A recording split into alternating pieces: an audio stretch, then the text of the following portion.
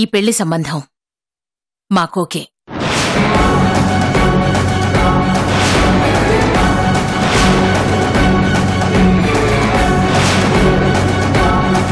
మేమీ పెళ్లి ఒప్పుకోకపోతే బలరాం కూడా సైలెంట్గా ఉండడు. వాడి మెయిన్ టార్గెట్ నువ్వు కాబట్టి పూర్ణిమని అడ్డు పెట్టుకుని ఖచ్చితంగా మళ్ళీ ఏదో ఒక కుట్రని ప్లాన్ చేస్తాడు.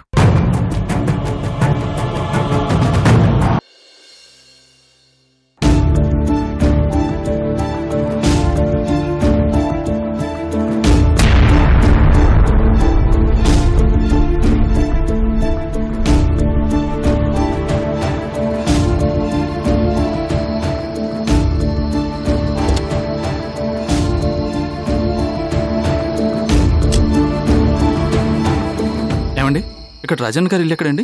మీరెవరు బాబు? తెలిసిన వాళ్ళండి. ఆయనతో కొంచెం పని ఉంది, కలిసి వెళ్దామని వచ్చాను. అదేంటి బాబు తెలిసిన వాళ్ళు అంటున్నావు? మరి చాలా రోజుల నుంచి వాళ్ళు గూడెంలో లేరన్న విషయం తెలీదా మీకు? ఏంటి, చాలా రోజుల నుంచి గూడెంలో లేరా? ఎక్కడికి వెళ్ళారు? ప్రస్తుతం వాళ్ళు ఎక్కడున్నారు? ఏమో తెలియదు బాబు. 3 నెలల క్రితం పెళ్ళుందని హైదరాబాద్ వెళ్ళిపోయారు. అప్పటి నుంచి రాలేదు బాబు. అదేంటి, అప్పటి నుంచి రాకపోవటం ఏంటి? అదే అర్థం కావట్లేదు బాబు. గూడెం వదిలిపెట్టి ఎప్పుడూ ఇన్ని రోజులు ఉండరు. మరి అలాంటిది తండ్రి బిడ్డ ఏడున్నారో ఇంతవరకు తెలియదు బాబు.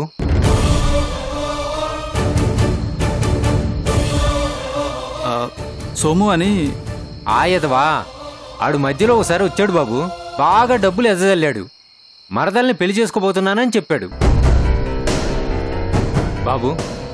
వాళ్ళని ఆ దరిద్రుడే ఏదో చేసుంటాడని అనుమానంగా ఉంది బాబు. బాబు పాపం తండ్రి బిడ్డ ఏడున్నారో కొంచెం మీరన్నా కనిపెట్టి చెప్పండి బాబు.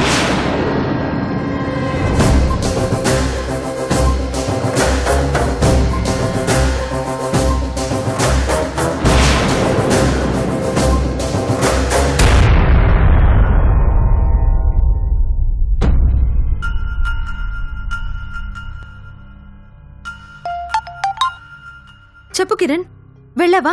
ఆ రాజన్న గారితో మాట్లాడావా? లేదు మీనాక్షి, వాళ్ళెవరూ ఇక్కడ లేరు.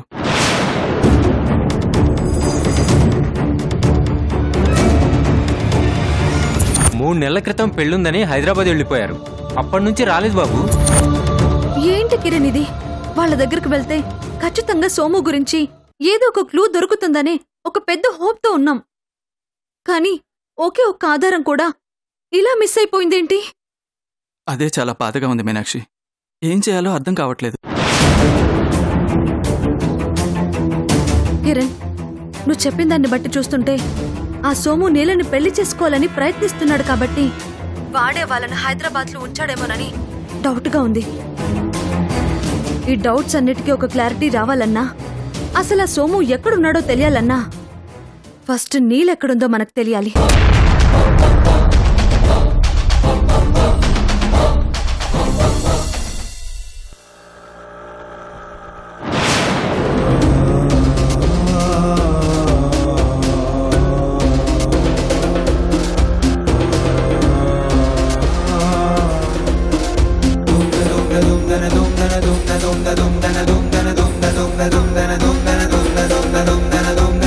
అన్నా కొంచెం త్వరగా పోనీ అన్నా.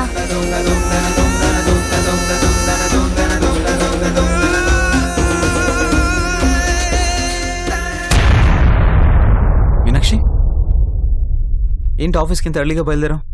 ఏదైనా అర్జెంట్ వర్క్ ఉందా? లేదండి, అంకుల్ వాళ్ళ ఇంటికి వెళ్తున్నాను. కొంచెం బిజీగా ఉండటం వల్ల ఈ 2-3 రోజుల నుంచి వెళ్ళటానికి కుదరలేదు. అందుకే ఒకసారి వెళ్ళి ఎలా ఉన్నారో చూసి అట్నుంచటే ఆఫీస్కి వచ్చేస్తాను. మీరు డైరెక్ట్గా ఆఫీస్కి వచ్చేయండి. అలాగే మీనాక్షి, అంకుల్ గారిని అడిగానని చెప్పు. అలాగేనండి, వెళ్ళొస్తాను. బాయ్ అండి.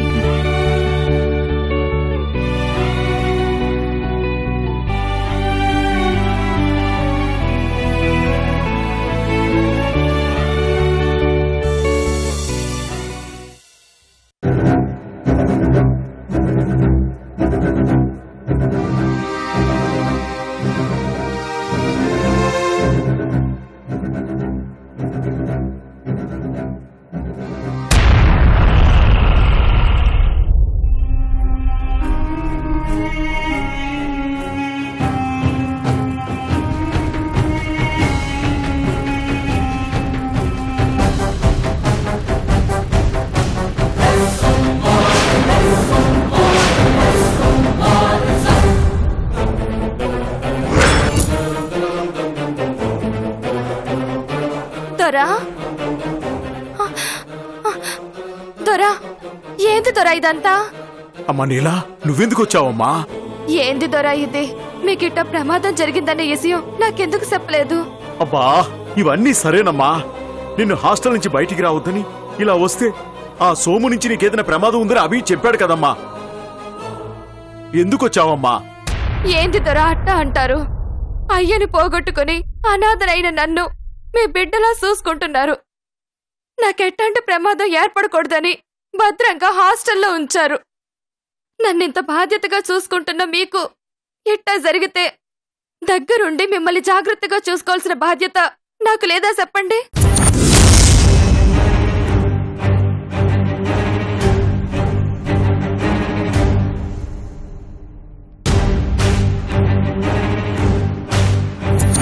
అది కాదమ్మా నీలా, ఆ సోము నీకోసం ఖచ్చితంగా వెతుకుతూ ఉంటాడు. వాడు నిన్నెక్కడ చూశాడనుకో, అనవసరంగా లేనిపోని సమస్యల్లో పడిపోతావు. అందుకే వెళ్ళమ్మా. ఫస్ట్ నువ్వు ఇక్కడి నుంచి హాస్టల్కి వెళ్ళమ్మా. వెళ్ళమ్మా. ఏంది దొరా మీరు? మిమ్మల్ని ఇట్లాంటి పరిస్థితుల్లో వదిలేసి నేను ఎట్టా పోగలను? లేదు దొరా, నేను పోను. మీరు పూర్తిగా కోలుకున్నాకే పోతాను.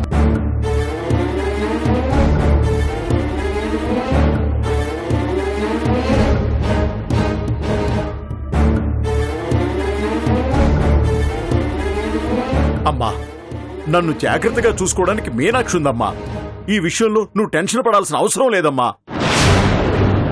ఏంది దొరా మీరు చెప్పేది? మీనాక్షి అక్క ఇక్కడికి రావడం ఏంటి?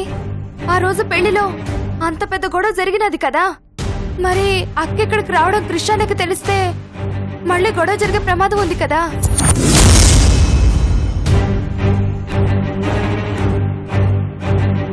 ఆ గొడవలన్నీ సద్దుమణిగిపోయాయమ్మా. క్రిష్ ఇప్పుడు మీనాక్షిని అర్థం చేసుకున్నాడమ్మా. దొరా, మీరు చెప్పేది నిజమా? అంటే వాళ్ళిద్దరూ కలిసిపోయారన్నమాట. అక్క చాలా సంతోషంగా ఉందన్నమాట.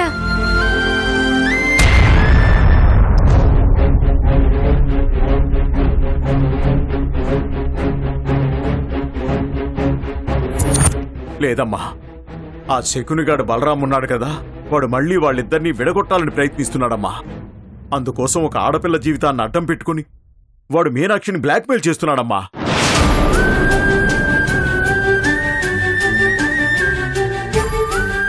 ఆ నీచుడి కుట్ర నుంచి ఆ అమ్మాయిని కాపాడాలని పాపం మీనాక్షి చాలా ట్రై చేస్తోంది. అందుకోసం చాలా చాలా టెన్షన్ పడిపోతోందమ్మా.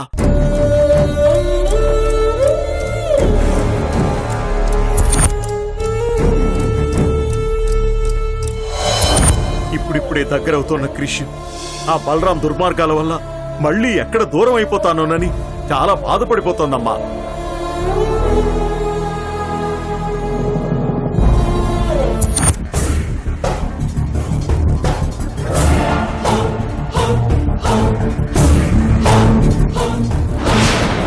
దొరా, ఇప్పుడు కృష్ణ ఇంట్లో ఉంటాడా ఆఫీస్లో ఉంటాడా? ఎందుకమ్మా? ఏం లేదు దొరా, ఒకసారి అన్నని కలుద్దామని. వద్దమ్మా, నువ్విక్కడ ఉండడం కూడా ప్రమాదమనే కదా అభి నిన్ను హాస్టల్లో ఉంచింది. మరి అటు ఇటు వెళ్తానంటావేంటమ్మా? అది కాదు దొరా. లేదమ్మా, నువ్వు హాస్టల్ దాటి బయటికి రావడం చాలా ప్రమాదం. నువ్వెక్కడికి వెళ్ళడానికి వీల్లేదమ్మా. నువ్వు హాస్టల్కి వెళ్ళమ్మా. ఈ విషయం అభికి తెలిస్తే చాలా సీరియస్ అవుతాడు. వెళ్ళమ్మా, నా మాట విని హాస్టల్కి వెళ్ళమ్మా. వెళ్ళమ్మా.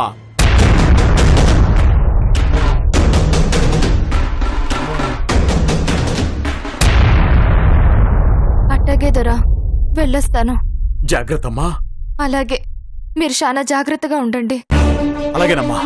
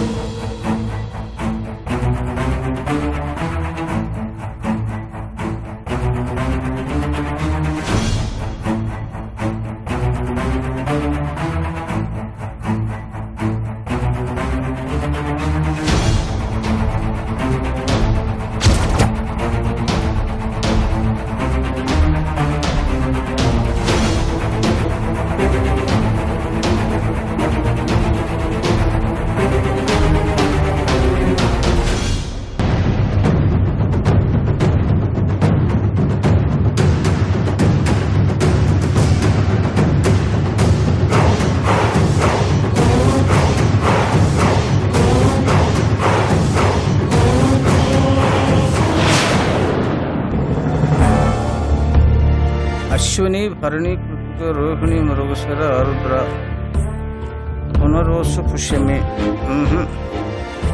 ఆశ్లేష మఘ పుబ్బ ఉత్తర వాట్ పంతులు ఇంకా ఎంతసేపు లుకింగ్ చేస్తావు? నీ లెక్కలన్నీ చూస్తా ఉంటే ముహూర్తాలు పెడుతున్నట్టుగా లేదు, ఎలక్షన్ లో ఓటింగ్ లెక్క పెడుతున్నట్టుగా ఉంది. జస్ట్ వెయిట్ అమ్మా. ముహూర్తాలు పెట్టడం అంటే వైట్ హెయిర్ కి కలరింగ్ వేయటం కాదు, గ్రహాలతో పని. ఈ దొంగ మనం రంగులేసుకున్నట్టు తెలిసిపోయిందా ఏంటి?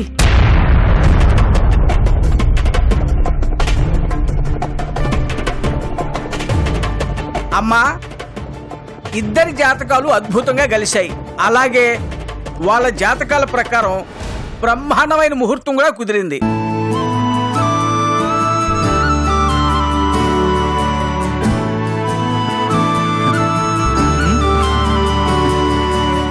ఆ రోజు గనక వాళ్ళకు వివాహం జరిపిస్తే జన్మ జన్మలకి వాళ్లే భార్యాభర్తలు అవుతారు అంటే అది అతిశయోక్తి కాదనుకోండి. అంత దివ్యమైన ముహూర్తం మరి అది. చాలా సంతోషం పంతులు గారు. ముహూర్తం ఎప్పుడుందో చెప్పండి. వచ్చే సంవత్సరం ఫిబ్రవరి 28వ తారీఖున ముహూర్తం ఉందమ్మా.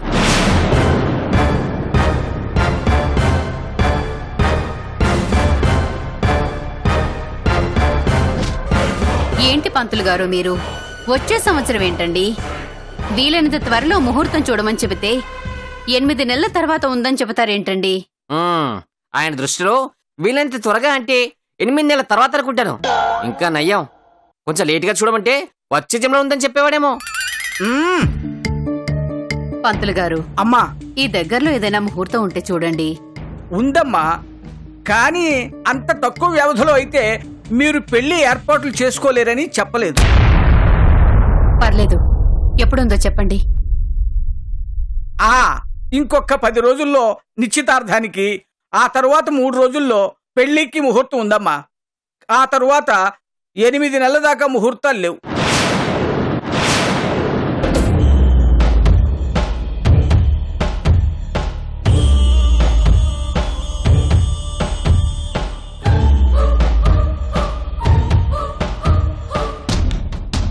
నిజమే అక్క, మరీ 10 రోజుల్లో అంటే పెళ్లి ఏర్పాట్లు చేసుకోవడం కొంచెం కష్టమే కదా.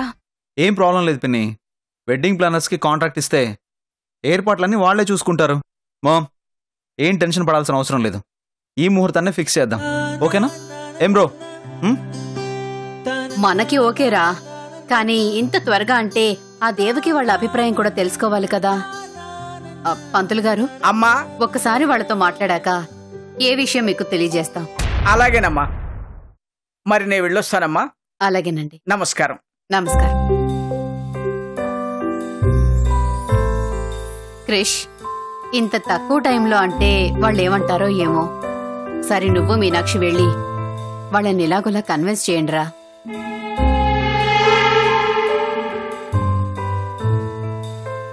అలాగే మామ్. అయినా మీనాక్షి మాట్లాడితే వాళ్ళు ఖచ్చితంగా ఒప్పుకుంటారు. ఈ విషయం నీకు కూడా తెలిసిందే కదా, మరెందుకు టెన్షన్ పడుతున్నావు? ప్రశాంతంగా ఉండు, సరేనా? ఏమయ్యా, ముక్కెక్కడుందంటే చుట్టూ తిప్పి చూపించినట్టు 6 నెలల తర్వాత 7 నెలల తర్వాత అని ఏదో బిల్డప్లు ఎందుకు? డైరెక్ట్ గా 10 రోజుల్లో ఉందని చెప్పొచ్చు కదా. చెప్పొచ్చు, కానీ అలా చెప్తే వెంటనే డౌట్ వచ్చే ప్రమాదం ఉంది కదా బాబు. నమ్మించాలంటే నటించాలి. ఇది సినిమా కథ కాదు, కట్టే కొట్టే తెచ్చే అని చెప్పడానికి.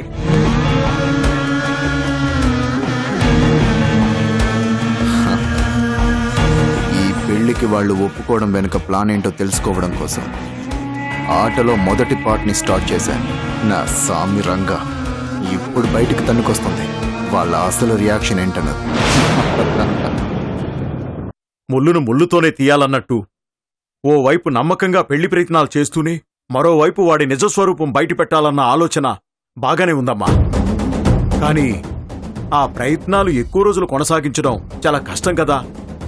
మరింత తక్కువ టైంలో వాడి గురించి తెలిసొచ్చేలా చేయటానికి సరైన ఆధారాలేమున్నాయి? ప్రస్తుతం ఒకే ఒక్క ఆధారం ఉంది అంకుల్. ఆ నమ్మకంతోనే ధైర్యంగా ఉన్నాను. ఏంటమ్మా అది? సోము అని.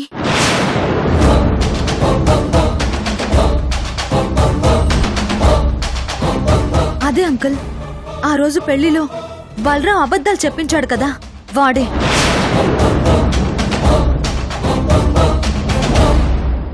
వాడి గురించి తెలుసుకోవడం కోసం కిరణ్ని అంకన్నగూడెం పంపించాను. కానీ అక్కడ మనకు తెలిసిన రాజన్న వాళ్ళు ప్రస్తుతం వాళ్ళక్క లేరని హైదరాబాద్లో ఉన్నారని తెలిసింది. అవునమ్మా, ఆ సోముగాడి వల్లే వాళ్ళిక్కడ బలవ్వాల్సిన పరిస్థితులు ఏర్పడ్డాయి.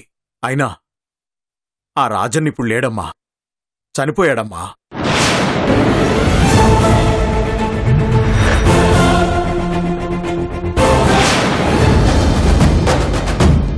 మీ ఇంట్లో బలరాం ఎంత నీచుడు, వాళ్ళింట్లో ఆ సోము కూడా అంతే నీచుడమ్మా.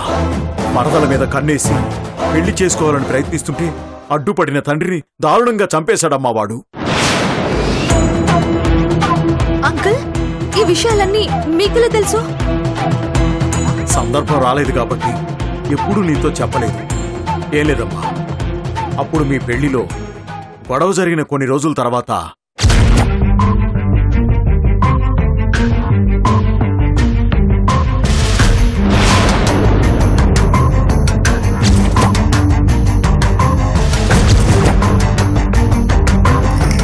ఆ దుర్మార్గుడి నుంచి ఎలాంటి ప్రాబ్లం ఉండకూడదని నేలని అభి సేఫ్ గా హాస్టల్లో జాయిన్ చేశాడమ్మా.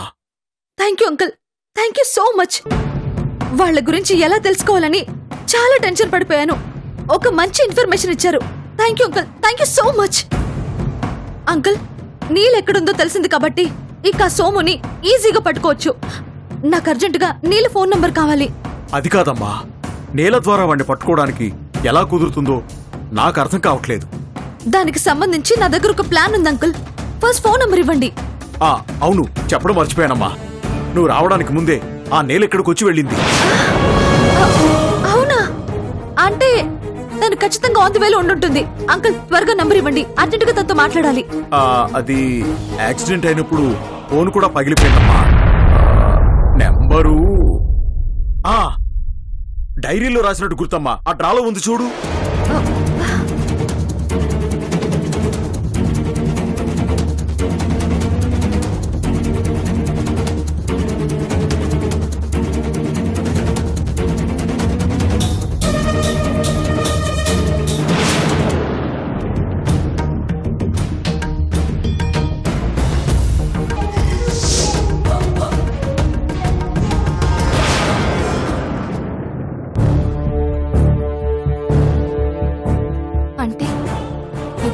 కలిసిపోబోతున్న అక్కని అన్నని శాశ్వతంగా ఇడగొట్టాలని ఆ బలరాం కుట్ర చేస్తున్నాడన్నమాట. అతని కుట్రని అడ్డుకొని అక్కని అన్నని కలిసిపోయేలా చెయ్యాలంటే ఒక్కటే మార్గం. బలరాం సోమికి డబ్బులిచ్చి ఆ రోజు పెళ్ళప్పుడు అబద్ధాలు చెప్పించాడని ఉన్న పళంగా కృష్ణన్నతో జరిగిందంతా చెప్పాలి. అన్న వాళ్ళ ఇంటికి పోయి చెప్తే అమ్మో ఆ దుర్మార్గుడుండే ప్రమాదం ఉంది. మరెట్టా? ఆఫీసుకు పోయి చెప్తాను. అన్నా, ఆటో వెనక్కి తిప్పవా?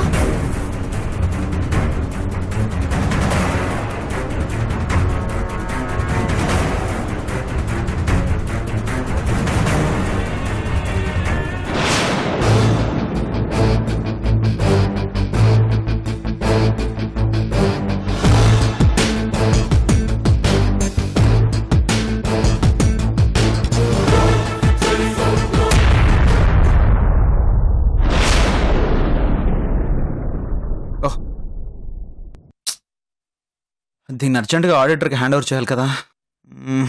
మర్చిపోయానే. దేవకి వాళ్ళ ఇంటికి వెళ్ళడం కూడా చాలా అర్జెంట్. ఏం చేయాలి?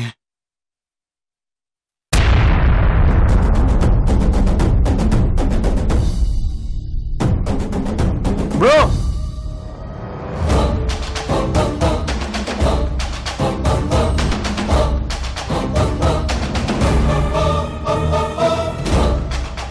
ఏంటి బ్రో? ఏం లేదు బ్రో, మ్యారేజ్ డేట్ గురించి మాట్లాడడానికి నేను దేవకి వాళ్ళ ఇంటికి వెళ్తున్నాను. కానీ ఈ ఫైల్ని ఇమీడియట్గా ఆడిటర్కి పంపించాలి. అతను వెయిట్ చేస్తున్నాడు. సో నువ్వేమనుకోకుండా కొంచెం ఆఫీస్కి వెళ్ళి నా క్యాబిన్లో చెక్ ఉంటుంది. ఆ చెక్ని ఈ ఫైల్ని మన అకౌంటెంట్కి ఇస్తే అతను ఆడిటర్కి పంపిస్తాడు. ఏమనుకోకుండా వెళ్ళగలవా ప్లీజ్? భలేవాడివి బ్రో, అలా రిక్వెస్ట్ చేస్తావేంటి? ఆర్డర్ వేయి బ్రో. ఆ రైట్ నీకుంది. అయినా నా కోసం నువ్వు ఇంత శ్రమ పడుతున్నప్పుడు మన ఆఫీస్ కోసం ఇంత చిన్న వర్క్ చేయలేనా? థ్యాంక్స్ బ్రో, చాలా అర్జెంట్, లేట్ చేయకు. అలాగే bro. Thank you. Bye bro. Okay bye.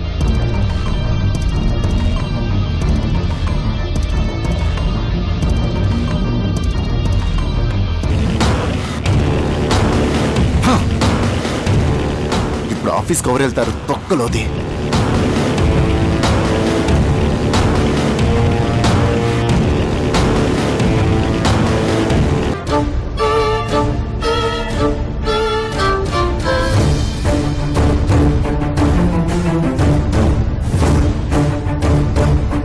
Sir మీకోసం నీలా అనే అమ్మాయి వచ్చింది సార్. కొంచెం అర్జెంట్ పని మీద బయటకు వచ్చాను, ఒక అరగంటలో వచ్చేస్తాను, నువ్వు అక్కడే ఉండు సరేనా?